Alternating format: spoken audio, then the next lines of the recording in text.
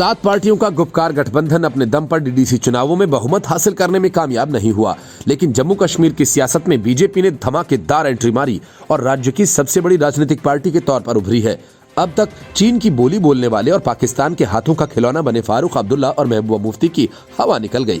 महबूबा की पार्टी चौथे नंबर पर खिसक गई। तीसरे नंबर पर निर्दलीय उम्मीदवारों ने कब्जा जमा लिया।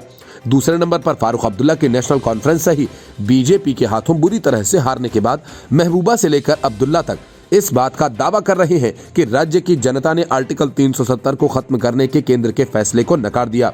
लेकिन हकीकत तो ये है कि महबूबा और अब्दुल्ला की पार्टी मिलकर उतने वोट हासिल नहीं कर पाए जितना अकेले बीजेपी ने पा लिए। जम्मू कश्मीर में डीडीसी चुनावों में 74 सीटों पर जीत दर्ज की है, जबकि स्थानीय पार्टियां अकेले इस आंकड़े के पास भी नहीं पहुंच पाईं। People's Alliance for Gupkar Declaration यानी पीजीडीए को भले ही 100 से ज्यादा सीटें मिली, लेकिन इस गठबंधन में कश्मीर की तमाम पार्टियों से लेकर सीपीआई और सीपीएम तक शामिल रहे। गुपकार गठबंधन में National Conference, People's Democratic Party, People's Conference, Awami National Conference और जम्मू और कश्मीर पीपल्स मूवमेंट जैसी क्षेत्रीय पार्टियां शामिल थीं। इनमें नेशनल कॉन्फ्रेंस को 67 सीटें मिली, जबकि पीडीपी को केवल 27, ऐसे ही पीपल्स कॉन्फ्रेंस को 8, सीपीएम को 5, पीपल्स मूवमेंट को 3। जम्मू कश्मीर अपनी पार्टी को 12 सीटें मिली हैं। निर्दलीय उम्मीदवारों ने इस चुनाव में 49 सीटें जीतकर सबको चौंका दिया। वहीं कांग्रेस के हिस्से इस बार 26 सीटें आई। गौरतलब हो कि अनुच्छेद 370 निरस्त होने के बाद केंद्र शासित प्रदेश में पहली बार कुल 280 सीटों पर चुनाव हुए हैं। इन चुनावों में प्रदेश में भाजपा की पकड़ साफ देखने को मिली। लोगों ने पीएम मोदी के नेतृत्व में अपना विश्वास जताया। घाटी के मुस्लिम बाहुल्य क्षेत्र में 3 सीटों पर बीजेपी की जीत बताती है कि उनके प्रयास व्यर्थ नहीं हुए।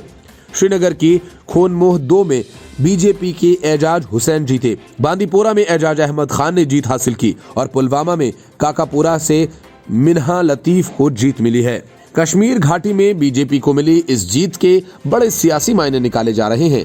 बीजेपी के महासचिव विबोध गुप्ता ने पार्टी के विजेता उम्मीदवारों को, विशेष रूप से घाटी के उम्मीदवारों को बधाई दी। उन्होंने कहा कि घाटी के लोगों ने प्रधानमंत्री नरेंद्र मोदी के नेतृत्व में अपना विश्वास जताया।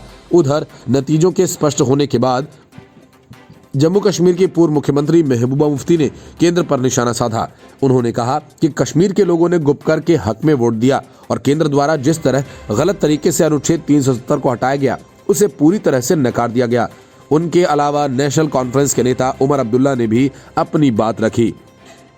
उन्होंने कहा कि इन चुनावों में उनकी पार्टी ने रेफरेंडम नहीं मनाया और न ही उनके अधिक कैंपेन किए, फिर भी लोगों ने उनका साथ दिया। Report, news of India.